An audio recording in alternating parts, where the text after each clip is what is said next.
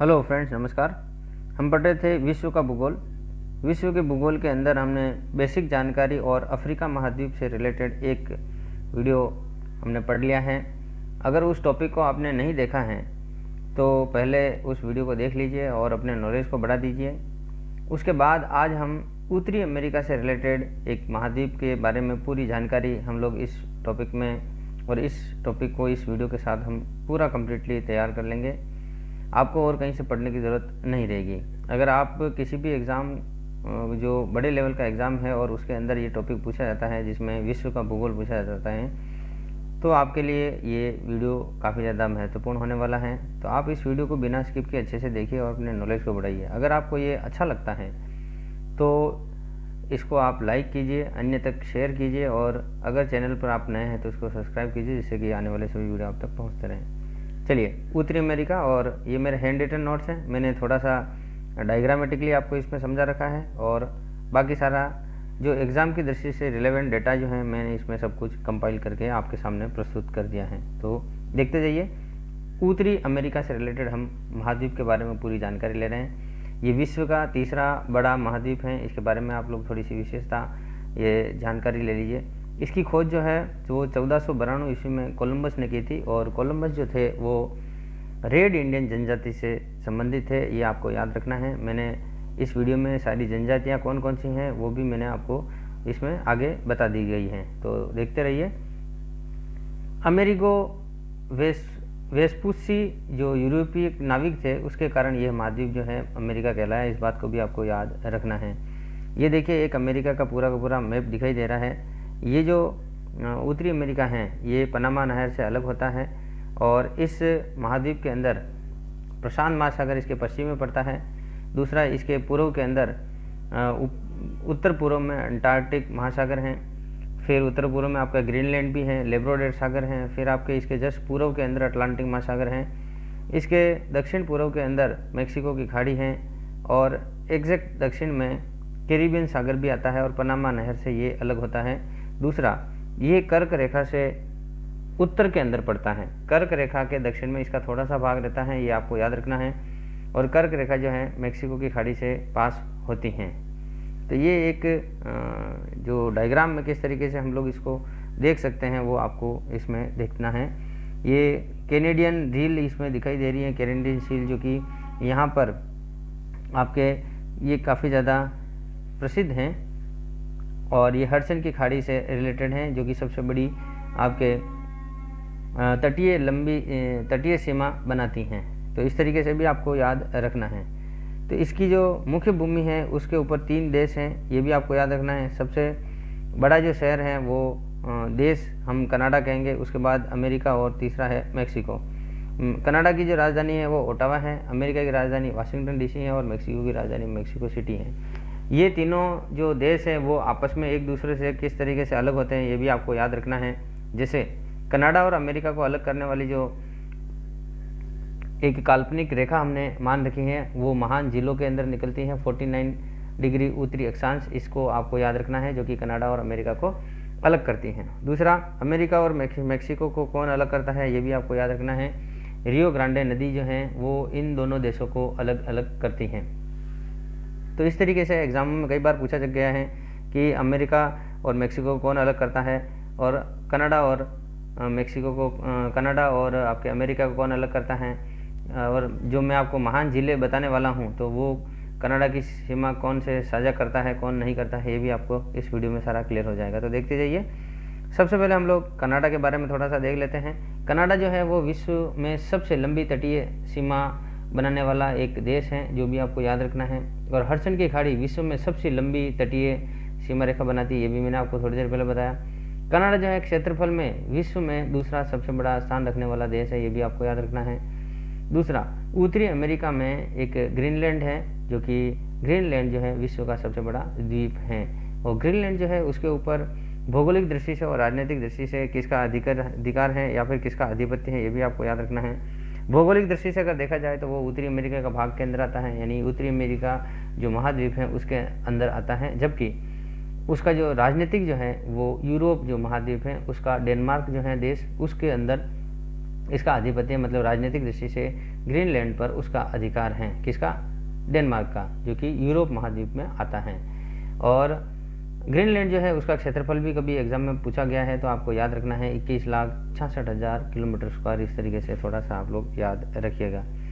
अब हम उत्तरी अमेरिका के अंदर जितनी भी पर्वतमाला हैं वो उसके बारे में थोड़ी थोड़ी विशेषता और उनके नाम हम देख लेते हैं। देखिए, रॉकी, कॉकटेल्स, कोस्ट रेंज और Cascade range, Brooks range, Alaska range, next है आपका सियरा मॉन्ट्रे ऑक्सीडेंटल और सियरा मॉन्ट्रे ओरिएंटल और सियरा नेविदा। तो इस तरीके से ये इसकी जो रेंज है वो आपको याद रखनी है।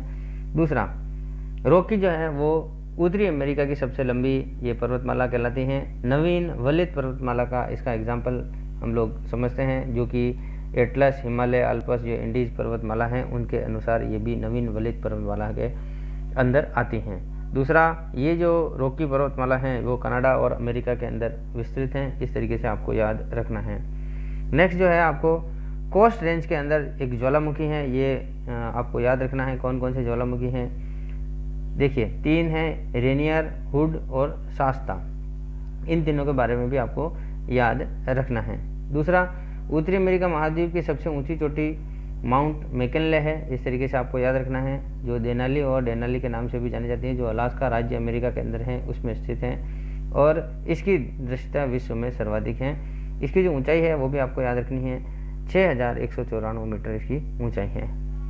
दूसरा, 2 है सियरा मांड्रे ऑक्सीडेंटल और सियरा मांड्रे ओरिएंटल, ये दोनों जो है मेक्सिको देश के अंदर आते हैं और सियरा नेविदा जो है वो अमेरिका के अंदर आता है। तो इस तरीके से आपको याद रखना है।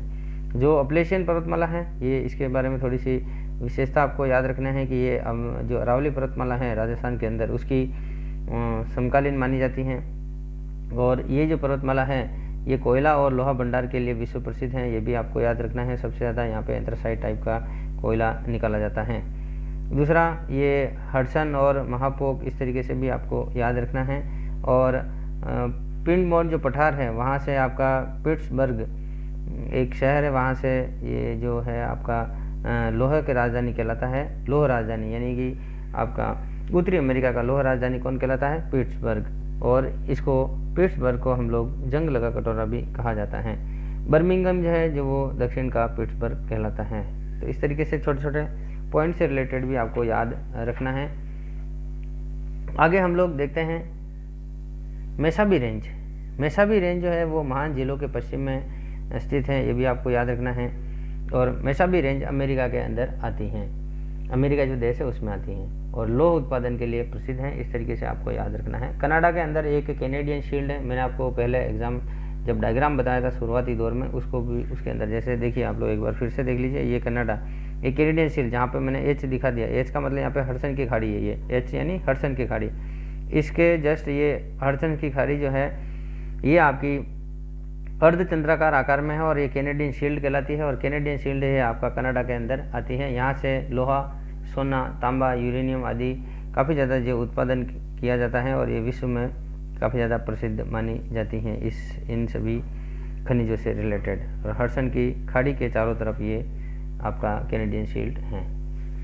अब हम उत्तरी अमेरिका के सभी की सभी नदियों से रिलेटेड जानकारी ले लेते हैं। देखिए, Mackenzie, Yukon, Columbia, Missouri, Mississippi, Utah, Tennessee, Yazoo और कोलोराडो, ये सभी की सभी नदियाँ यहाँ उत्तरी अमेरिका के अंदर स्थित हैं। इनके बारे में आपको याद रखना है।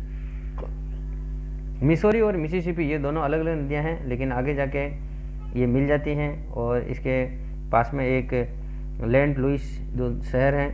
मिसोरी जो नदी है वो आपकी रॉकी पर्वतमाला से निकलती है, जबकि इटास्का जो झील है वहाँ से आपकी मिसिसिपी जो नदी है वो निकलती हैं। इसके अंदर आगे बढ़ते हुए एक झील है, विश्व की सबसे बड़ी यहाँ झील बनके एक देश है इसके किनारे, लेंट लुइस, वो विश्व में सबसे बड़ी मक्का मंडी के लिए प्रसिद्ध देश है लेंट लुइस। जैसे हम लोग आगे बढ़ते हैं उसके अंदर टेनेसी नदी इसके अंदर मिलती हैं, मिसिसिपी मिसोरी के अंदर। और जो टेनेसी नदी है वो विश्व में सबसे पहले बहुउद्देशीय परियोजना इसके ऊपर चलाई गई थी 1931 के अंदर, ये भी आपको याद रखना है। इसलिए इसको आगे जाके जैसे टेनेसी नदी मिलती हैं, फिर ये आगे बढ़ते हुए इसमें याजू नदी भी मिलती हैं, और न्यू ऑर्लियंस ये इसके यहाँ पे एक देश है। फिर जैसे ये आगे बढ़ती हैं मैक्सिको खाड़ी में ये गुजरने से पहले एक पक्षी पंजाकार आकृति का एक डेल्टा बनाती हैं। यानी कि आपको याद रखना है, एग्जाम में अगर पूछा जाए पक्षी पंजाकार डेल्टा कौन सी नदी बनाती हैं, तो उसके अंदर आपको याद रखना है मिसिसिपी मिसौरी, जो कि कौन से खाड़ी में गिरती है, मैक्सिको की खाड़ी में गिरती है। आगे देखते हैं हम लोग सेंट लॉरेंस नदी। ये काफ़ी ज़्यादा प्रसिद्ध नदी है, क्योंकि जो महान जिले हैं वो इसी नदी के ऊपर हैं, आपको याद रखना है। जो सेंट लॉरेंस नदी है ये लोहा उत्पादन के लिए काफ़ी ज़्यादा प्रसिद्ध है। इस पे जो 5 महान जिले हैं यानी झील प्रणाली है, इसको आपको याद रखना है। सबसे पहले एक ट्रिक है वो आपको याद रखनी है, सुपर मिशन हे ई आंटी, ये आपको याद रखना है। सुपर मिशन हे ई आंटी, सुपर का मतलब सुपीरियर झील, मिशन का मतलब मिशिगन, हे का मतलब ह्यूरन, ई का मतलब इरी और आंटी का मतलब ओंटेरियो। ये 5 जिले हैं, इनका क्रम भी पूछा जाता है। सबसे पहले सुपर, फिर मिशन, फिर है, फिर ई और आंटी। ये 5 नाम हैं, पांचों का नाम याद रखिए और इनसे रिलेट करके आप इन 5 जिलों का क्रम भी याद रखेंगे और इनके बारे में भी नॉलेज रखेंगे। इसके सेंट लॉरेंस नदी के किनारे कौन कौन से देश हैं वो भी आपको याद रखना है। जैसे ओटावा है, शहर है, शहर का बारे में आपको याद रखना है, ये सारे शहर हैं ओटावा, मॉन्ट्रियल और क्यूबेक। फिर ये ज्वार नद मुख बनाकर सेंट लॉरेंस की खाड़ी के अंदर ये गिर जाती है, अटलांटिक महासागर के अंदर। तो इस तरीके से आपको याद रखना है। दूसरा, इरी और ओंटेरियो, ये दोनों जिलों के बीच में नियाग्रा जलप्रपात हैं, जो कि काफ़ी ज़्यादा प्रसिद्ध हैं।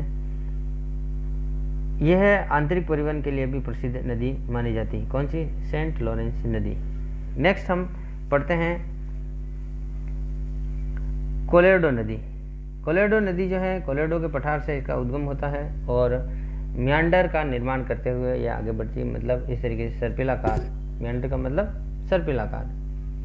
यह अमेरिका में ग्रेट कैनेडियन का निर्माण करते हुए आगे बढ़ती हैं। दूसरा, ये कैलिफोर्निया की खाड़ी के अंदर आपके मिल जाती हैं, एक डेल्टा बनाते हुए। इस तरीके से आपको याद रखना है। कोलोराडो नदी के ऊपर एक ह्यूवर बांध भी स्थित है। नेक्स्ट देखते हैं हम लोग कोलंबिया नदी। देखिए, कोलंबिया नदी जैसे आगे बढ़ती है उसके बाद इसके ऊपर स्नेक नदी इसके अंदर मिल जाती है। स्नेक नदी मिलने के बाद एक ग्रांड कुली बांध बनाते हुए आगे बढ़ते हुए इसमें पोर्टलैंड जो शहर है वो इसी नदी के किनारे बसा हुआ और फिर ये प्रशांत महासागर में जाकर गिर जाती है। कौन? कोलंबिया नदी। नेक्स्ट, यूकोन नदी। यूकोन नदी कनाडा व अलास्का से प्रवाहित होते हुए बेरिंग सागर में गिरती हैं और ये स्वर्ण प्लेसर निक्षेप के लिए प्रसिद्ध मानी जाती हैं। मैकेंजी नदी, यह कनाडा की सबसे लंबी नदी मानी जाती है। जो कनाडा देश है उसकी सबसे लंबी नदी कौन सी है? मैकेंजी नदी। यह अथाबास्का व ग्रेट स्लेव झीलों से गुजरती हुई आगे बढ़ती हैं और ब्यूफोर्ट सागर में गिर जाती हैं। तो इस तरीके से बेसिक जानकारी आपको याद रखनी है जो एग्जाम की दृष्टि से महत्वपूर्ण रहती है। नेक्स्ट है हडसन नदी। हडसन नदी के किनारे न्यूयॉर्क शहर है, ये भी आपको याद रखना है और ये विश्व का सबसे बड़ा बंदरगाह भी है। न्यूयॉर्क शहर के बारे में आपको याद रखना है कि यहाँ गगनचुंबी इमारतें काफ़ी ज़्यादा हैं और ये विश्व के लिए प्रसिद्ध मानी जाने वाली सारी की सारी गगनचुंबी इमारतें यही न्यूयॉर्क के अंदर हैं। दूसरा, अमेरिका का सबसे बड़ा शहर भी न्यूयॉर्क ही है और यहाँ पर यूएन का मुख्यालय स्थित है। नेक्स्ट है पोटोमैक नदी। पोटोमैक नदी है, इसके किनारे अमेरिका की राजधानी वाशिंगटन डीसी जो है शहर, वो यहाँ पर इसी नदी के किनारे बसा हुआ है। जो झील प्रणाली है उसके बारे में मैंने आपको पहले बता दिया। सबसे बड़ी झील जो है सुपीरियर झील है, सबसे छोटी ओंटेरियो झील है, ये भी आपको इस तरीके से याद रखना है। सुपीरियर और ह्यूरन झील को दोनों को जोड़ने वाली जो नहर है उसका नाम भी आपको याद रखना है, सू नहर। इरी और ओंटेरियो के बीच में एक जल प्रपात है जिसका नाम है नियाग्रा जल प्रपात। तो ये बेसिक जानकारी याद रखनी है। दूसरा, इसकी जो ट्रिक है वो याद रखना है। सबसे पहले ट्रिक याद है तो आप इस महान जिलों को आप इजी वे में याद रख सकते हैं। ट्रिक क्या है? सुपर मिशन है ई आंटी। पहले है फिर ई है, तो हे ई आंटी, हे का मतलब ह्यूरन, ई का मतलब इरी, सुपर का मतलब सुपीरियर, मिशन का मतलब मिशिगन, आंटी का मतलब ओंटेरियो। तो ये सारी ज़िलें हैं, आप इनको जिस भी तरीके से याद रखना चाहें, ये ट्रिक याद रखेंगे, ये आप इसको अच्छे से इन सारी ज़िलों के बारे में जानकारी प्राप्त कर सकते हैं। दूसरा, अब हम एक इसमें से मैं सबसे बड़ी झील को हम ले लेते हैं, सुपीरियर झील के बारे में डिटेल से पढ़ लेते हैं। देखिए सुपीरियर झील, इसके यहाँ पर एक डुलुथ शहर है, और डुलुथ शहर जो है वो लोह उत्पादन के जो निर्यात करने वाले के रेस्पेक्ट में सबसे ज़्यादा प्रसिद्ध है, और डुलुथ जो शहर है वो एक बंदरगाह भी है। सुपीरियर झील जो है विश्व की सबसे बड़ी मीठे पानी की झील मानी जाती है। सुपीरियर और ह्यूरन झील, इन दोनों के बारे में मैंने आपको बता दिया, ये दोनों आपस में सू नहर से जुड़ती हैं। इरी झील के तट पर एक शहर है जिसको हम लोग डेट्रॉइट शहर के नाम से जाना जाता है। वो जो शहर है वहाँ पर मोटर उद्योग के लिए काफ़ी ज़्यादा प्रसिद्ध माना गया है, वहाँ पे काफ़ी ज़्यादा मोटर उद्योग के कल कारखाने बसे हुए हैं। नेक्स्ट है मिशिगन के तट पर, जो मिशिगन नदी है झील है, उसके तट पर एक शहर है जिसका नाम है शिकागो, और उस शिकागो जो शहर है वो विश्व में सबसे बड़ी मांस मंडी के लिए प्रसिद्ध माना जाने वाला शहर है। यहाँ पर 1893 में विश्व धर्म सम्मेलन हुआ था, जिसके अंदर हमारे स्वामी विवेकानंद जी भी गए थे। शिकागो जो है रेल जंक्शन के लिए काफ़ी ज़्यादा प्रसिद्ध है। क्या है? Rail junction. दूसरा, इरी व ओंटारियो झील के बीच को मैंने बता दिया था, एक नहर है और यहाँ पे जलप्रपात भी है। नहर जो है वो वेलेंड नहर के नाम से जानी जाती है। दूसरा जलप्रपात मैंने नियाग्रा बताया था, जो कि सेंट लॉरेंस नदी के ऊपर स्थित है। सबसे छोटी झील इन पांचों में से आपको याद रखना है ओंटारियो झील है, जो सबसे लास्ट में भी आती है, क्योंकि सबसे पहले सुपीरियर है और सबसे लास्ट में ओंटारियो। अमेरिका व कनाडा को ऐसी कौन सी झील हैं जो इनसे नहीं जुड़ती हैं, जो पांचों में से? तो आपको याद रखना है मिशिगन झील जो है वो कनाडा और अमेरिका की सीमा को नहीं बनाती है।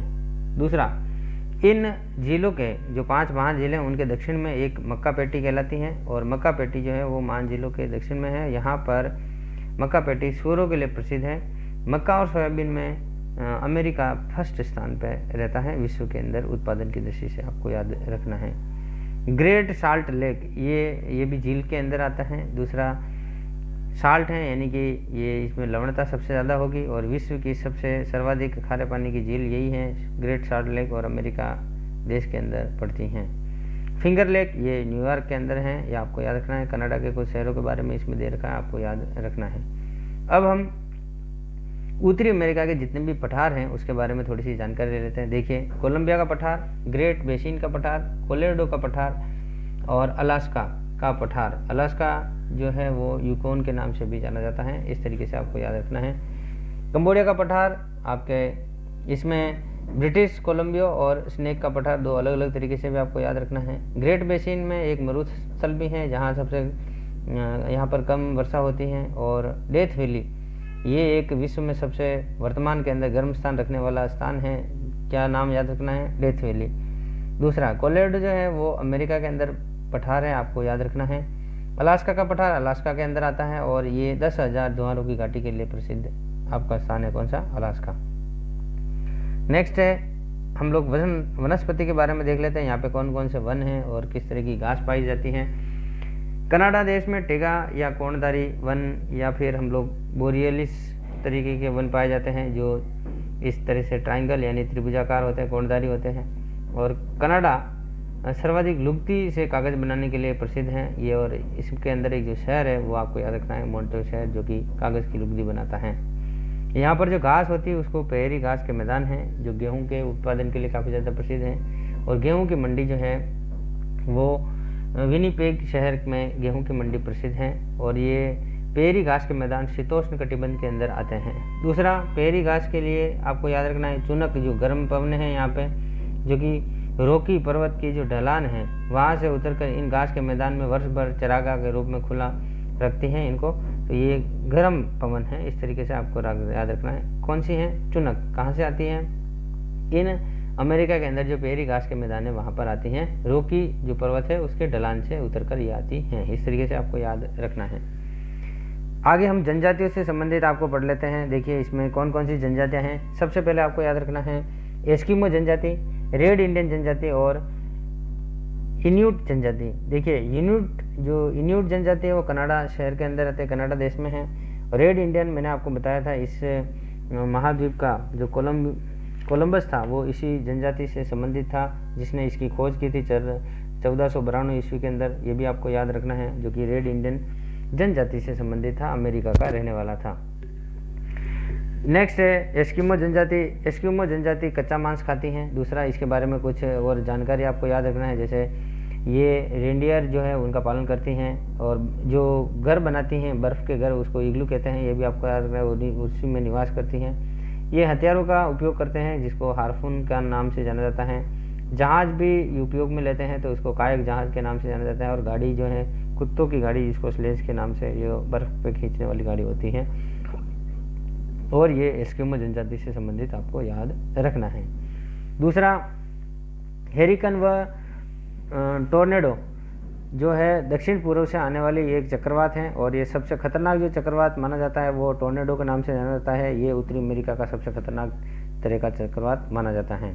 गल्फ स्ट्रीम से संबंधित भी आपको याद रखना है, जिसको यूरोप का कंबल के नाम से जाना जाता है। यानी यूरोप के कंबल से अगर प्रसिद्ध कौन सा है तो आपको याद रखना है गल्फ स्ट्रीम। और दक्षिण से पूर्व की तरफ चलने वाली ये पवनें हैं, आपको याद रखना है। दूसरा लेब्राडोर जो है वो ठंडी जलधारा के रूप में पहचानी जाती हैं। न्यू फाउंडलैंड में मछली का खूब उत्पादन करती हैं ये, और मछली का जो काफ़ी ज़्यादा उत्पादन इसलिए होता है कि ये गर्म और ठंडी जलधारा का यहाँ पे मिलन होता है न्यू फाउंडलैंड के अंदर, तो इसलिए ये मछलियों के लिए काफ़ी ज़्यादा एक क्लाइमेट या एनवायरनमेंट इस तरीके से हो जाता है जहाँ से मछलियाँ काफ़ी ज़्यादा अच्छे से पनप पाती हैं। दूसरा यहाँ के कुछ और जो बेसिक जानकारी एग्ज़ाम की दृष्टि से महत्वपूर्ण, जैसे वैंकूवर जो है वो रेल के लिए प्रसिद्ध है।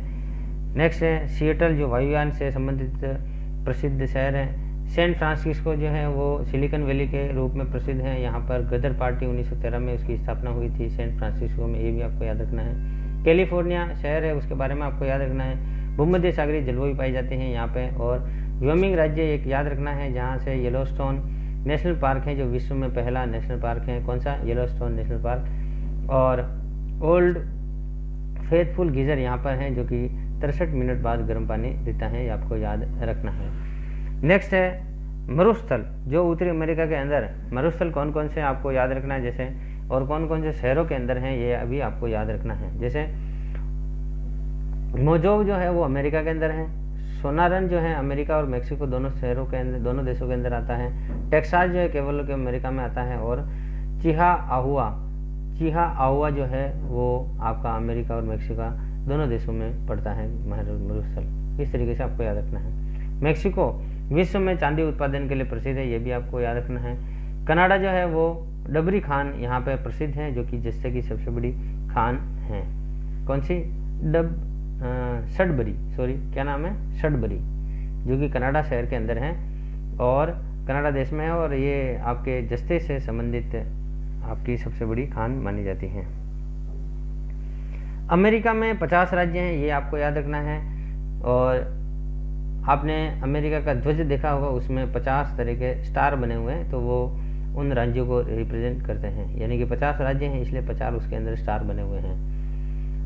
100 डिग्री देशांतर अमेरिका को लगभग 2 बराबर भागों में बांटती हैं, जबकि 50 सेंटीमीटर समवर्षीय रेखा जो है उसको 2 भागों में आर्थिक रूप से विभाजित करती हैं, ये भी आपको याद रखना है।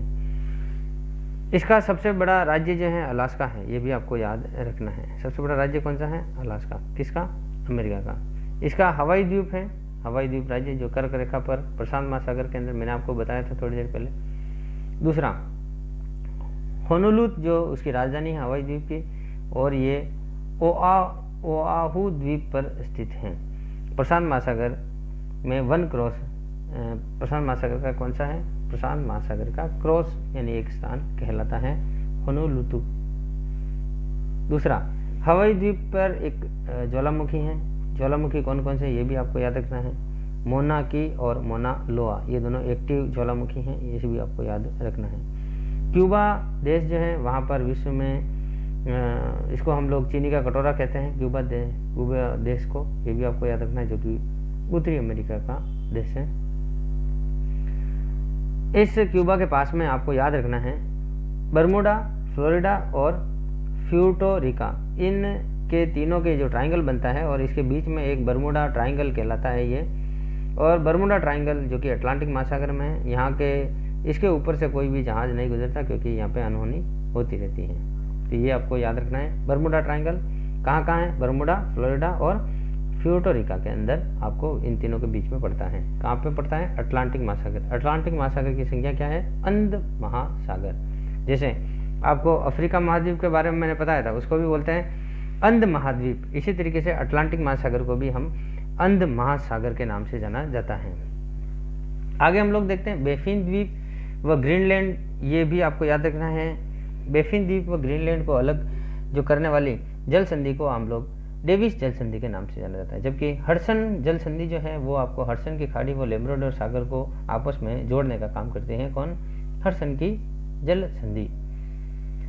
हॉलीवुड कहाँ पे है? ये भी आपको याद रखना है। लॉस एंजल्स के अंदर हॉलीवुड है।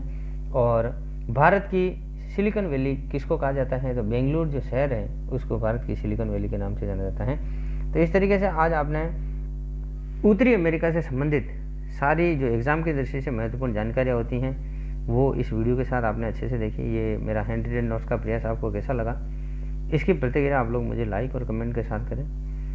अपने फ्रेंड सर्कल के साथ अगर शेयर करना चाहते हैं तो जितने भी सोशल मीडिया हैं उनके साथ आप शेयर कीजिए। अगर आपने चैनल को सब्सक्राइब नहीं किया है तो अभी आप इसको चैनल को सब्सक्राइब कीजिए, जिससे कि आने वाले मेरे वीडियो सभी आप तक पहुंचते रहें और आप अपने नॉलेज को हमेशा बढ़ाते रहें। मिलते हैं आगे आने वाले वीडियो के साथ, तब तक के लिए धन्यवाद। इस वीडियो को देखा आपने, अच्छे से देखा, इसके लिए बहुत बहुत आभार। नमस्कार।